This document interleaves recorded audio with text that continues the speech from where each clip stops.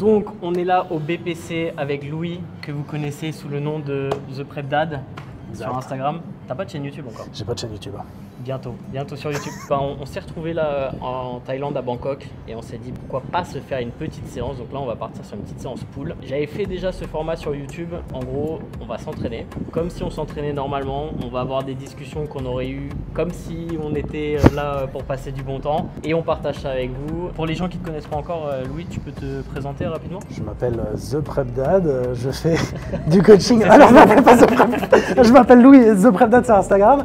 Je fais du coaching en ligne, de la préparation physique, des formations en ligne également. Ce qui est intéressant avec Louis, c'est que tu t'es surtout formé dans le monde anglo-saxon. Quasiment uniquement, même en études supérieures, master et bachelor, j'ai fait en Angleterre. Et c'était un petit peu la problématique que moi j'ai rencontrée en France, d'où l'intérêt d'amener Bayesian sur le marché français, parce qu'il n'y avait vraiment pas grand chose. Je me suis rendu compte qu'on a fait la plupart des mêmes formations. Tu as fait N1, tu as fait Prescript 1 et 2, Mac Nutrition. Exact. Ouais. Mac Nutrition aussi? Ouais. Ok. Donc bref, on a arrêté de parler et on va aller s'entraîner.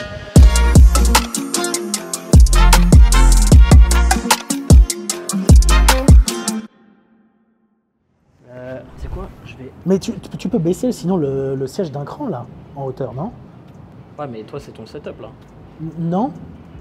Non, moi je l'ai pris comme c'était et puis j'allais caler après. En soi, je pense que pour un cran, normalement c'est bon. Mais j'ai toujours besoin de cale même avec l'écran. Tu vois, là, il n'y a pas assez d'étirement. Si, pour moi il y a assez, c'est juste qu'il faut que je le grippe un peu. En fait, j'ai les bras un petit peu. J'aime bien démarrer justement dans une position confortable plutôt que c'est perdre le. Ah ouais, elle est bien. Elle est bien. Hein. Ah ouais, j'aime beaucoup. Attends, je vais essayer. On va démarrer sur un Prime.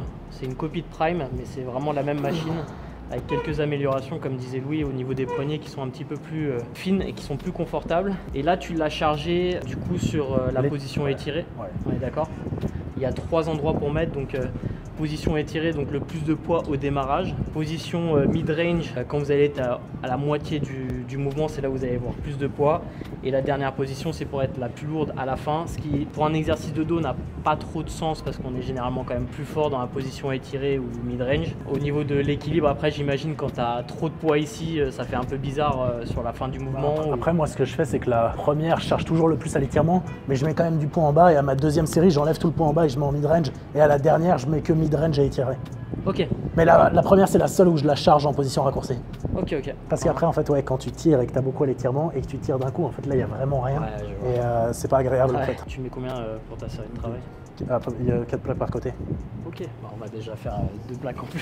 Ça fait 160. Ah, mais de toute façon, je fais encore 2 bonnes séries d'échauffement. Ok, nickel, pareil.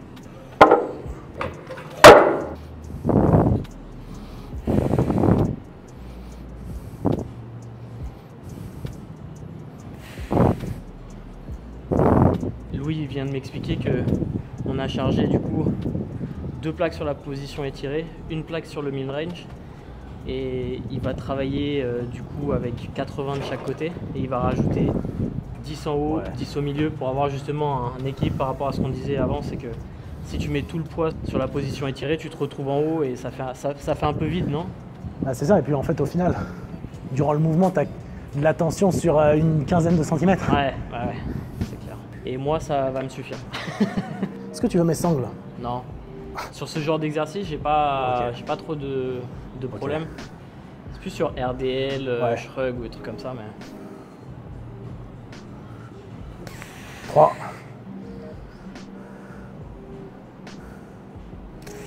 4. 5. Trop lourd. Bon, je pense que tu peux mettre la même charge, mais tu mets juste sur le pin du haut. Hein. Parce que là, les 5, elles étaient pas trop mal, donc je pense que tu en aurais eu 5 beaucoup plus facile en haut. Oh, putain. Pas en plus en haut? Ouais, je vais essayer une de 20. Et suivant comment ça, je vais mettre 10, je pense, en bas. Trop lourd. Il est costaud, le Louis. Bon, on m'a dit que je m'entraînais pas. C'est vrai? On m'a dit que je m'entraînais pas. On m'a dit que j'étais un coach qui ne s'entraînait pas. Du coup, je suis obligé de temps en temps de faire des apparitions sur YouTube. Tu penses que rien que le passer là-haut, ça me permettra d'être correct? Oui, parce que moi, c'est ce que je fais pour entre la première et la deuxième. Ok. La première, je pense qu'en vrai, je suis à RIR 1 et la deuxième, je suis à l'échec, mais je fais le même nombre de reps juste en changeant le pin. Donc là, pour le démarrage, on met des petites cales là, des petits yoga pads qui prennent bien cher d'ailleurs, avec la Mais charge. c'est à cause de ça. Hein.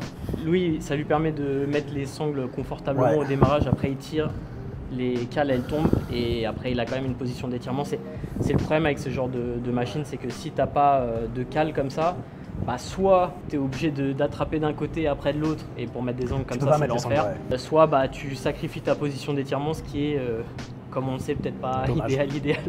Dommage. Parti, on va le laisser se concentrer.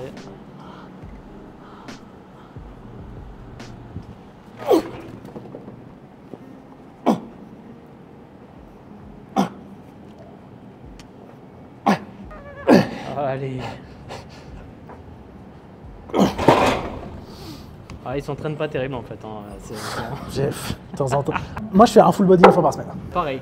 Généralement, c'était cette séance-là, mais comme je t'ai dit que je me suis réveillé comme ça, tu vois. Du coup, non, on a dit on laisse 3, on enlève le reste. Je suis pas sûr. Hein. Bon, alors dans ce cas-là, on met 2-2, donc 20-20, 10. Allez. 1. 2. 3. Allez, vite. Allez, 10. Bien. Ouh. Ça, c'était mieux. Ouais, c'était bien là. Le 5 reps de l'hypertrophie. Bah, heureusement que tu as fait que 5 reps, parce qu'à ce qui paraît, c'est uniquement les 5 dernières reps qui comptent. Mais en vrai, moi je recommande de quand même, si tu focuses sur l'hypertrophie, Au moins. de pas descendre en Non, dessous de 4 reps quoi. Ouais. Entre 5 et 20. Ouais. Parce que 30, ça fait. Bah, en fait, le problème, c'est, j'en ai parlé sur le podcast, mais la proximité à l'échec, elle devient vraiment extrêmement difficile mentalement en fait. Et puis au-delà de ça, la plupart du temps, à 30 reps, la technique, pour beaucoup, Ouais. ça devient le problème. Et même la respiration. Hein. Non mais tout. Tout. Mais c'est pour ça que en fait. 5-20. Ouais, c'est ça. Je vais me faire un biceps, je vais me casser les couilles. Ah, il est sous de ma gueule. Ouais, vraiment bien. Ouais, elle est. Ouais, j'aime bien. Attends, tu sais quoi, je vais faire. Tu vas en mettre 2 ou 10? Je pense que je vais en mettre 2. Bon, bah dans ce cas-là, je vais faire mon échauffement à 2. Peut-être 10 sur la deuxième, je sais pas, on verra. Je verrai comment. Parce que je crois que le jump, il est gros. Ouais. Ouais. Tu préfères tes pieds sur le support là? Je mets un J'aime pied bien là, les mettre un à pied terre. là, et je me trouve juste plus à l'aise. J'aime bien les pieds au sol quand je peux sur ce genre de truc. J'ai un Watson là où je suis. Ils ont des machines sympas, Watson. Ça dépend lesquelles. Ouais, t'as l'impression que c'est vraiment genre je veux que la machine qu'elle marche encore dans 40 ans, tu vois. Et du coup, chest supported row à vide pour certaines personnes, c'est déjà une C'est série lourd, de ouais. travail. Ouais. On va faire une petite série. 1. 2. 3. Un truc que je vous conseille sur le chest supported row, c'est de faire attention à garder son sternum en fait assez haut et pas complètement arrondir le haut du dos. C'est ce qu'on a tendance à vouloir faire quand on se fait emmener par la charge. Mais sur cet exercice-là, ce qu'on cherche à faire, c'est vraiment travailler sur cette rétraction des scapulas et travailler les rhomboïdes, trapèzes. Et si vous laissez partir le haut du dos comme ça, bah, vous perdez un petit peu la tension d'une certaine manière. Je sais pas si t'es d'accord avec moi. Bah oui, parce que tu éloignes l'origine et l'insertion. C'est ça. Il n'y a pas de plus d'étirement en soi. C'est exactement ça. En fait, c'est pas. C'est t'éloignes de faux, choses. Non, c'est pas faux. Mais c'est juste que si Pas tu au fais final. cet exercice-là, à la base, c'est pour travailler pas. justement. Contrairement à ce qu'on pense, il n'y a pas d'étirement en plus. C'est ça, exactement. C'est ça. T'éloignes pas forcément l'origine de l'insertion. Tu disais sur la morpho-anatomie, Bah, parce qu'on franchement- on parlait un petit peu en off des clashs, mais là, Non, c'est mais, intéressant. Dis-moi. Moi, on sait mon point sur la morpho-anatomie, mais je pense Mais que c'est marrant parce que moi, on m'en parle tout le temps, et tu sais, c'est vrai qu'il y a des gros youtubeurs francophones qui... depuis très longtemps. Et puis même, tu regardes Frédéric Delavier qui était quand même, tu vois, genre au tout début du fitness français à faire des bouquins et qui est très morpho-anatomie. Moi, souvent, je dis une chose. Je dis, tentez de chercher en anglais morpho-anatomie. Tu ne trouveras jamais. Ah, j'ai pas pensé à ça. Tenter, mais parce que moi je me suis fait la réflexion parce qu'on en parle depuis très longtemps de la morpho-anatomie, c'est-à-dire que ça fait plus de 10 ans que ça existe. Ouais. Je pense que ceux qui l'ont popularisé, c'est Frédéric Delavier, Rudy Koya. Ouais, super physique, tout ça.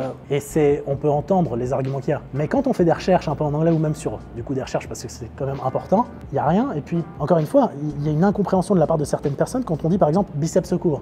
Mais votre biceps, il s'insère toujours au même endroit, c'est juste la longueur du tendon qui change. En fait, moi, mon problème avec la morpho-anatomie, c'est que c'est une forme de sophisme, en fait, tu vois. C'est-à-dire qu'il y a des trucs qui sont avancés et ça a du sens, tu vois. Par exemple, tu dis, ah bah le mec, il a des avant-bras longs, du coup, sur les développés couchés, il a plus d'étirements et du coup, il se blesse à cause de ça. Et tu dis, peut-être que c'est une corrélation, mais tu vois, genre par exemple, quand il y a Delavier qui postait une photo de Thor quand il s'est arraché le biceps et qui fait ah bah avant-bras long, ça veut dire qu'il s'est déchiré le biceps, tu fais mais non en fait, tu vois, genre c'est pas le seul facteur à prendre en compte. Et je pense que le problème qu'il y a avec ça, c'est que c'est le culte de la blessure. C'est-à-dire que le problème, c'est que ça incite beaucoup de personnes à limiter leurs amplitudes sous prétexte qu'ils ont telle ou telle longueur musculaire, mais encore une fois, il y a la question d'adaptation qui est plus importante. Du coup, ils vont utiliser l'argument, ils vont dire « Ah oui, mais regardez, vous tendez trop vos biceps, ils s'arrachent. » Je dis n'importe quoi. Est-ce que c'est pas plutôt parce que vous vous êtes habitué à pas faire de l'amplitude complète et que le jour où vous en faites, alors ils s'arrachent? Ouais, c'est difficile à dire. Mais c'est beaucoup trop compliqué, c'est pour ça que en fait, je pense qu'il faut un peu plus de nuances. D'une certaine manière, il y a des trucs qui sont super intéressants. Il y a des trucs qui sont forcément justes. C'est intéressant de, tu vois, voir un développement musculaire sur un groupe musculaire parce que effectivement le squelette de la personne est assez spécifique, tu vois, mais ça explique pas tout en fait. Et surtout, le problème, c'est que moi, ce qui m'embête avec cette approche morpho-anatomique, c'est que généralement, ça a plus d'effets négatifs sur les gens qui suivent ça que d'effets positifs. La politique de la peur. Hein. C'est ça. Bah moi, d'ailleurs, j'ai beaucoup de questions quand on vient en coaching avec moi. On me demande, mais est-ce que tu t'adaptes à la morpho-anatomie?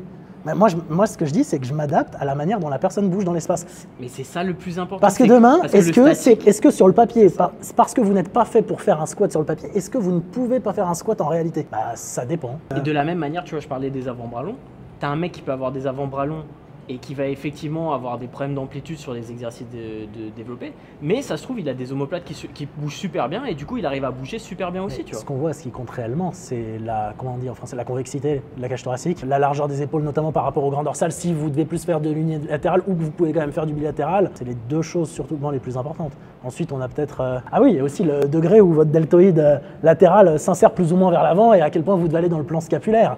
Mais c'est les trois vraies différences entre les individus. Le problème des analyses morpho-anatomiques, c'est la chose la plus subjective au monde. Totalement. En tout cas, Gundil sera content de nous, c'est qu'on prend à peu près 10-15 minutes entre chaque série. Let's go. 1, 2, 3, 4. Allez, solide. 9. 10, encore 2. 11, encore une tout seul. Vous voulez prendre un maximum de muscles? Utilisez cette poignée. Ne jamais utiliser cela. Jamais. Jamais. Jamais. Il n'y a aucun contexte où vous pouvez l'utiliser. Jamais. Tu te mets où là? Moi, je mets un pied en haut. Un pied en haut? Ouais.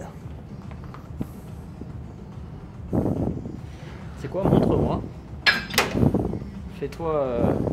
Laisse-moi parler avec Florian. Salut. Excuse-moi d'avoir du travail. Hein. Il coach Florian Poisson. Je coach Florian Poisson. Si vous ne connaissez pas, vous devriez connaître. Moi, je l'ai découvert quand il a gagné le championnat de France. C'est il y a... 2016, non? 2016. Je crois, non? Et je sais pas si tu te rappelles de son physique, c'était mais incroyable. Un ovni, quoi. No contest à l'époque. Une taille fine comme je sais pas quoi.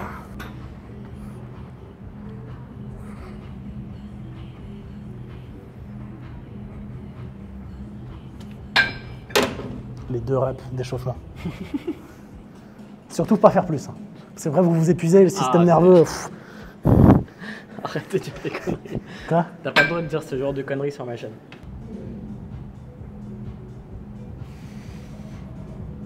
Tu fais un tirage vertical après ou pas? Oh, tu veux? Bah oui, moi j'aime bien avoir divers degrés d'extension de l'épaule. Mais c'est ce que je te demandais. Oui. Généralement, tu commences par ça et tu tires après? Bah, très sincèrement, en général, en ce moment, lui, je le fais pas trop. Vu que le tirage vertical, enfin, je le fais en unilatéral, je commence toujours par l'unilatéral en soi. Et ensuite, je viens plus sur un tirage, je fais de l'horizontal, mais après, ça dépend. C'est ce que je fais aussi. Tu veux qu'on se mette d'abord sur un... Bah oui, mais tu veux faire quel type de tirage vertical? Je sais pas, tu fais quoi généralement? Je le fais à la poulie là-bas. Ouais, c'est ça. Classique. Bon, bah, on va faire ça. Tu préfères pas? Si. Bah alors? Ça, moi, je suis pas très compliqué. On passe sur autre chose. On va y revenir après ceci.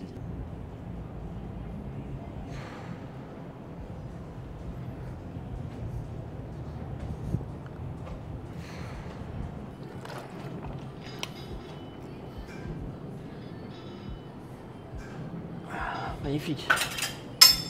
J'adore.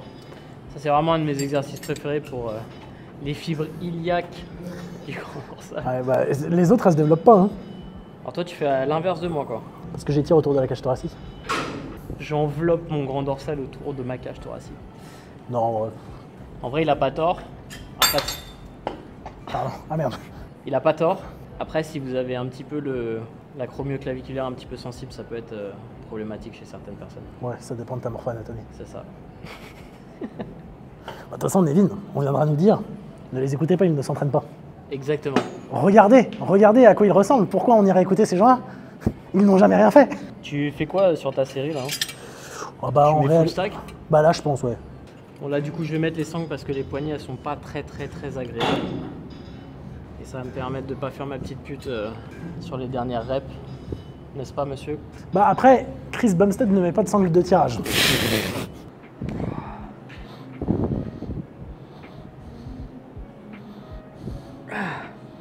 Là, on a fait un format 2 sets sur chaque exercice. Top set, drop off set, kind of. Kind of. C'est comme ça que tu travailles généralement ou tu fais un ça petit peu plus de volume Non, sur, ça dépend, en vrai. Beaucoup maintenant, oui. Enfin, sur de l'unilatéral, oui. Ouais. Parce que vu que ça prend déjà plus de C'est temps. ouf, ouais. Pour beaucoup de personnes, oui. Mais après, il y a aussi, c'est la nouvelle tendance du très bas volume. Ah, qui vient de... Trained by GP, Jordan en Peters. Oui, mais là, oui, bah Pour oui. moi, ça a démarré là, surtout. Enfin, on est d'accord, il y Oui, avait... oui, oui. Bon, déjà, C'est le renouveau, parce que si tu regardes à l'ancienne Dorian Yates, je pense qu'il s'entraîne beaucoup plus dur que la plupart des personnes. Mais ensuite, je pense vite fait. Je pense que je m'avance pas trop en disant ça. Je pense que c'est juste. Le bas volume n'est pas la solution pour tout le monde, hein. Non, non, mais complètement. Parce qu'il y a beaucoup de personnes qui font 2 séries mais qui les rentabilisent pas. Et même, il y a certaines personnes, ça peut ne pas suffire. Non, bien sûr. Bon, full stack pour Louis. Oui, bon, alors, le stack est pas très lourd non plus. Non, non, non, mais full stack. Il Ah, est full stack. incroyable. Waouh. Incroyable. Il est costaud, le Louis. Il s'entraîne pas, mais il est costaud quand même. Bah, quand je m'entraîne, je suis pas trop mauvais. Joli ça. Allez, va nous stretcher un peu ce grand dorsal là. Oui. YouTube, c'est la pire des plateformes en vrai. Au niveau des gens. Comment tu te fais arracher. Parce qu'en fait, c'est des gens où ils ont pas besoin d'avoir un profil. Ah oui, t'as la photo ou quoi, c'est pas ça. comme sur Instagram. Donc ou... en fait, ils se permettent vraiment tout et n'importe quoi. Putain, tu te fais tuer. Mais ouais, j'ai de la chance d'avoir vraiment des gens qui sont intéressés, qui veulent apprendre. Qui veulent apprendre, c'est ça. C'est ce qui compte. Ton split, il ressemble à quoi là en ce moment? Moi, je fais push-pull. Push-pull? Push-pull, push-pull. No legs. Push avec quadriceps, pull avec ischio. Ok, t'as dit que tu faisais un full body. Ah non, mais c'était une blague tout à l'heure. Ok. C'est quand je te disais, non, je fais pas de full body, moi. Non, J'avais pas compris. Bah, en soi. J'avais pas compris son sarcasme. En soi, push avec des quadriceps, c'est du full body. Bah oui. Bah, dans ce cas-là, je fais 2 full body par semaine. Ok, d'accord. Mais un où il y a de la poussée et un où il y a du tirage. Alors moi, j'ai fait du full body pendant des années. Ouais. Mentalement, c'est difficile pour moi.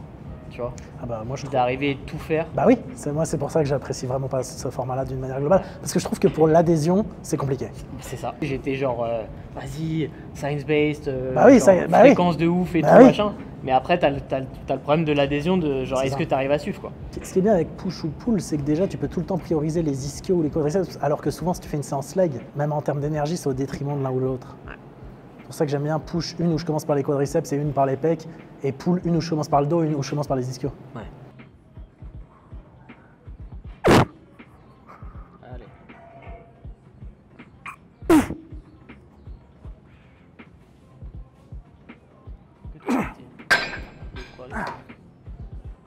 Du coup, tu mets toujours les sangles sur tous tes exercices de dos environ? Ça dépend. Ça dépend? En vrai, ça dépend comment je me sens. Ok. Très sincèrement, ça dépend. Sur vrai les que moi, je les mets pas gros souvent. tirages, oui. Ouais. Moi, je les mets pas souvent, c'est vrai. La preuve que c'est pas si obligatoire que ça. 2. 3.